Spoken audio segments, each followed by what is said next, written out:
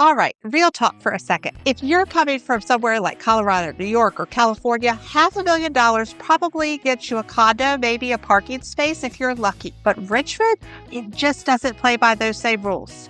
$500,000 here might get you a full house, yard, driveway, actual breathing room, the kind of street where people are out walking in the evening and you know your neighbors by name.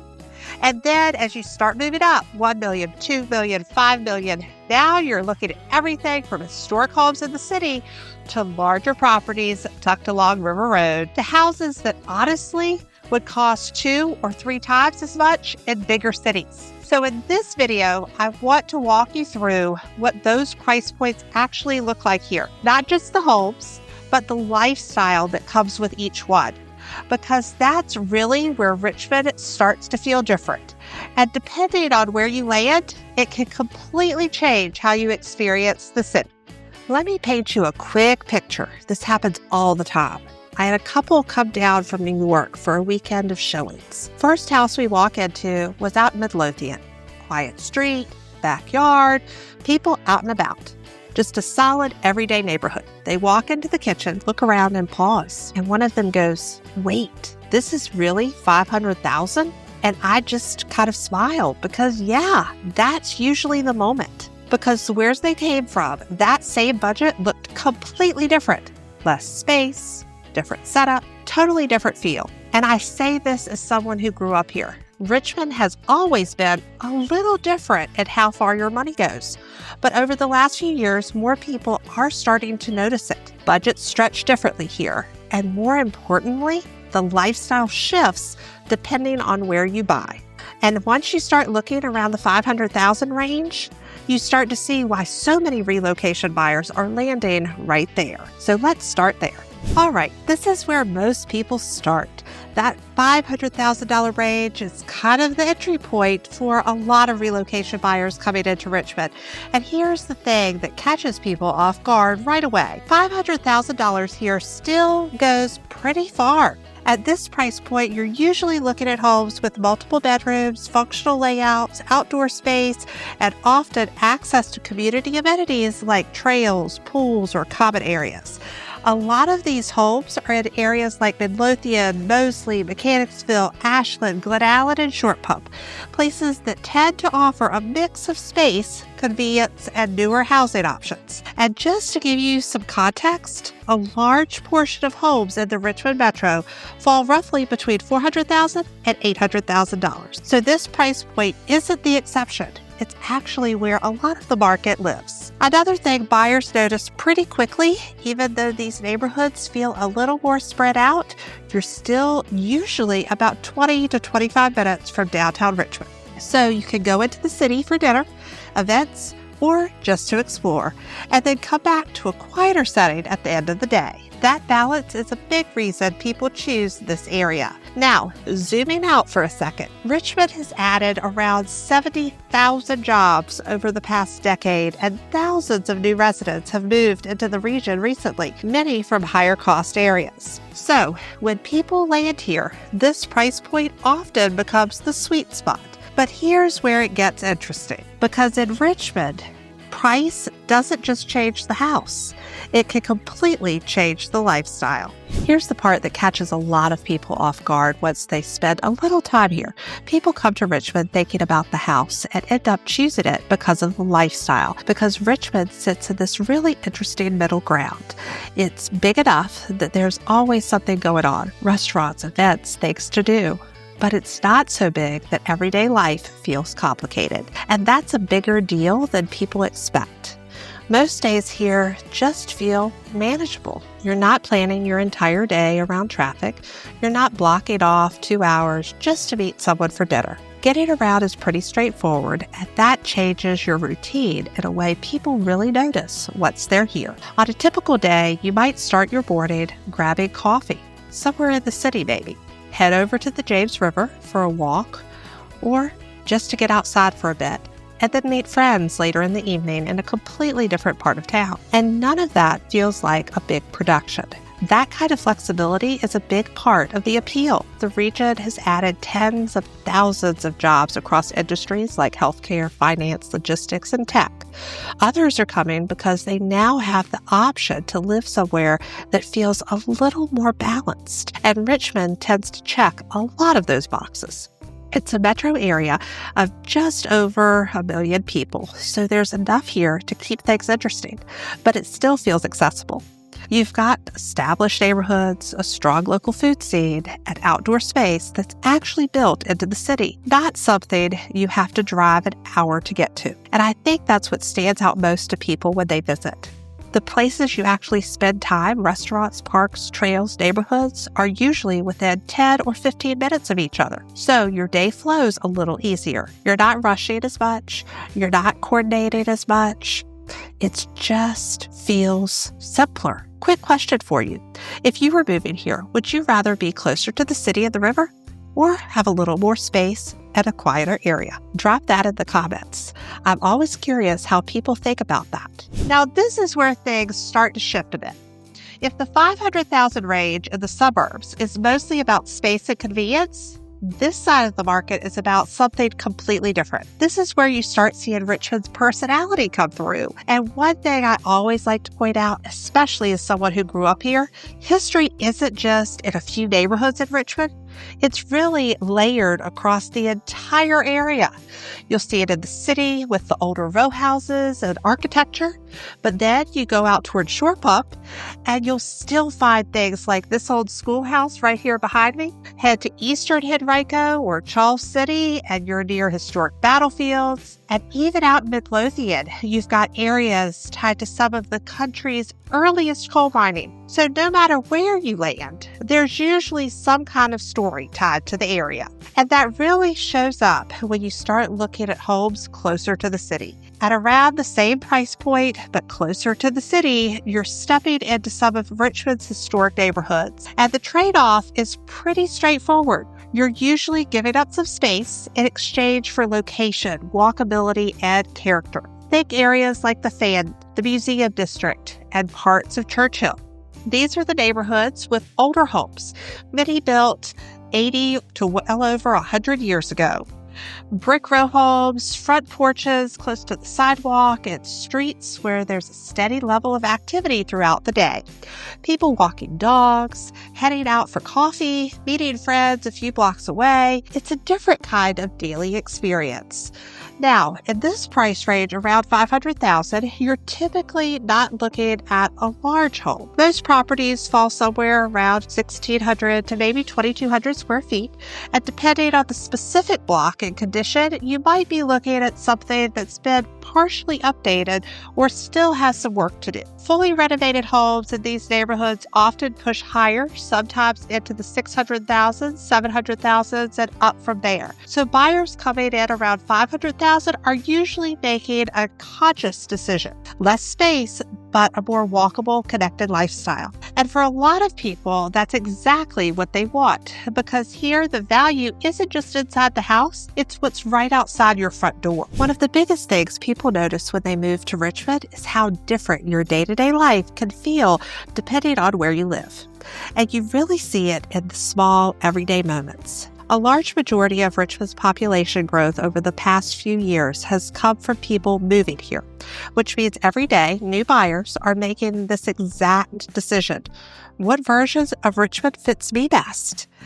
And you see that difference carry through the entire day in areas closer to the city. Your afternoon might look like walking to lunch, stopping into a local shop, maybe heading over to the river or nearby park for a bit. In the suburbs, that same time of day might be errands, activities, meeting up at a central spot like Shore Pump Town Center, or just spending some time at home. Different pace, different priorities. And then at night, it becomes even more clear. In places like Libby Mill, things start to pick up. Restaurants fill up, people are out walking around, and there's a steady flow of activity through the area. Out in Glen Allen or Moseley, the evening is usually quieter. People are home, porch lights are on, the pace slows down. And just to be clear, neither one is better.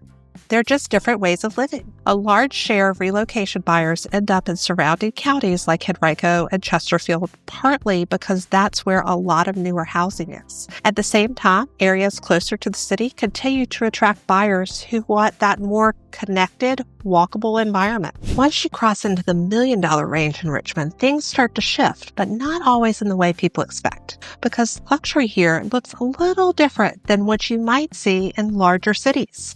It's not overly flashy. It's more understated. What you're really getting at this level is more space, more privacy, and more established surroundings. A lot of these homes are in areas along River Road, places like Windsor Farms, West Ham, and parts of Tuckahoe. And if you've ever driven through there, you know you don't always see the houses right away. You see trees, long driveways, homes set back off the road. Everything feels a little more tucked away, and the homes themselves get noticeably larger.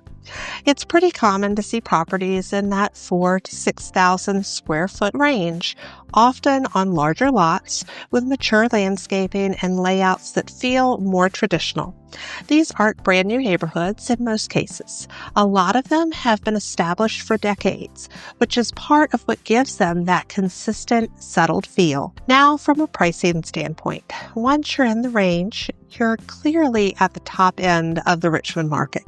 The overall metro median home price still sits in the low 400,000s, so crossing into that $1 million plus range puts you in a completely different category.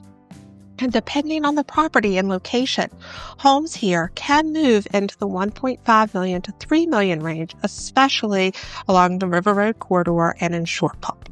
But here's what tends to stand out to relocation buyers the most: how close all of this still is to everything else. You can be at a quieter, more private setting and still get to places like Carytown, the Museum District, or downtown in about 10 to 15 minutes. That combination, space and proximity, is a big part of the appeal, especially for buyers coming from markets where that kind of setup is either hard to find or comes at a much higher price point. A lot of buyers in this range are bringing equity from previous homes, and once they start comparing what their budget can do here versus where they're coming from, this part of the market starts to make a lot more sense. But this is also where the decision becomes less about numbers, because at this point, it's not really how much house can we get.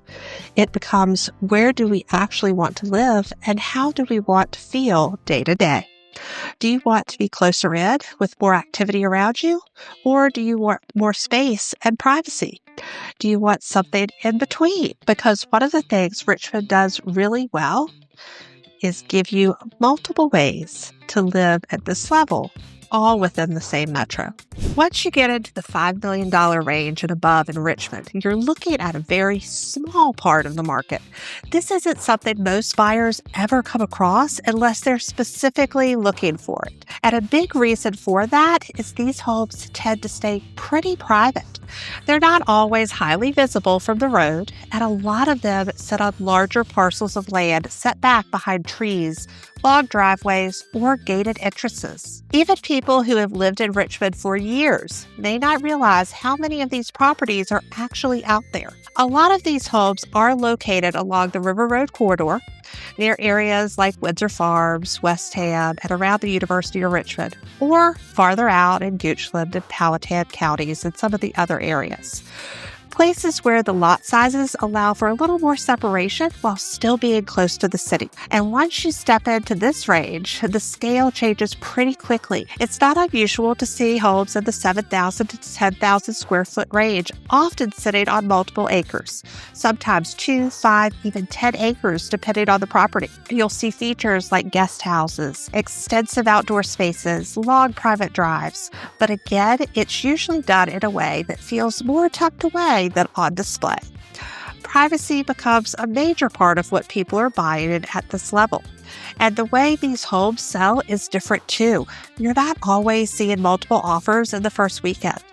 The buyer pool is smaller, The properties are more unique, and in some cases, transactions happen more quietly through relationships or off-market opportunities. So it's a very different pace compared to the rest of the market. Now, to put this in perspective, the median home price in the Richmond metro is still in the low $400,000 range. So a $5 million property is in a completely separate category. And for buyers coming from higher cost areas, places like Northern Virginia, New York, or parts of California, this is often where things really stand out. But even at this level, one thing stays consistent with Richmond. You're still close to everything. You can be on several acres in a very private setting and still be about 10 to 15 minutes from Carytown, the Fan, or downtown. That combination is not something you find in a lot of cities, and it's a big part of what makes this tier of the market appealing.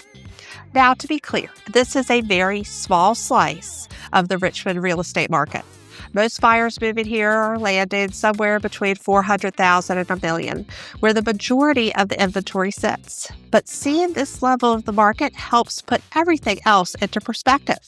Because when you step back and look at it, Richmond isn't just one type of housing market. It's multiple layers, from historic homes in the city to suburban neighborhoods to private estate properties, all within the same metro. And once you see how those layers connect, it starts to make the overall picture a lot clearer. Because at the end of the day, it's not just about the price point. It's about the kind of lifestyle that comes with it. And that's what brings all of this together. By the time most people get through touring homes here, looking at different areas, price points, and neighborhoods, they usually start asking a bigger question. Why does Richmond keep showing up on relocation lists? And once you spend some real time here, you start to understand it pretty quickly. This isn't just about home prices. It's about how the city functions day to day. Richmond has been growing steadily over the past several years, but it doesn't feel chaotic. It feels intentional. A large majority of the population growth here recently has come from people choosing to move to Richmond, not just people who already lived here. So these are intentional moves, people comparing different cities and landing here on purpose. But what really keeps Richmond moving forward is the combination of a few things working together. You've got steady job growth across industries like healthcare, finance, logistics, and tech. You've got a lifestyle that feels active but still manageable. And you've got a cost of living that, while rising, still tends to come in lower than a lot of places across the country. That combination is getting harder to find, and you can actually feel it when you're out around the city. Richmond is growing, but it's still holding on to things that made people want to move here in the first place. And the housing market reflects that. So when you step back and look at everything we've covered, the different price points, the different neighborhoods, the different lifestyles, it all connects back to this. Richmond works because of balance. And that's really why the market continues to stay active. At the end of the day, Richmond really isn't just one housing market. It's a mix of completely different lifestyles, all within the same metro. Within about 20 minutes, you can go from a walkable area closer to the city to a quieter suburban neighborhood, to larger properties tucked along the river or farther out in the more rural localities. And each one feels different day to day. That flexibility is a big part of what makes Richmond work for so many people. And if you're watching this because you're thinking about making a move here, that's exactly what I help people figure out every day. Not just what you can afford, but where you're actually going to feel at home. So if you're starting to explore the Richmond area, whether you're just beginning your search or planning to move in the next few months, feel free to reach out. You can call, text, email, or grab a time on my calendar anytime. All of my contact information is right down in the description below. And if you want to keep learning about what it's like to live here, I've got a full Living in Richmond, Virginia playlist right here that breaks down different neighborhoods, lifestyles, and what to expect. Thanks for spending some time with me today, and I'll see you in the next video.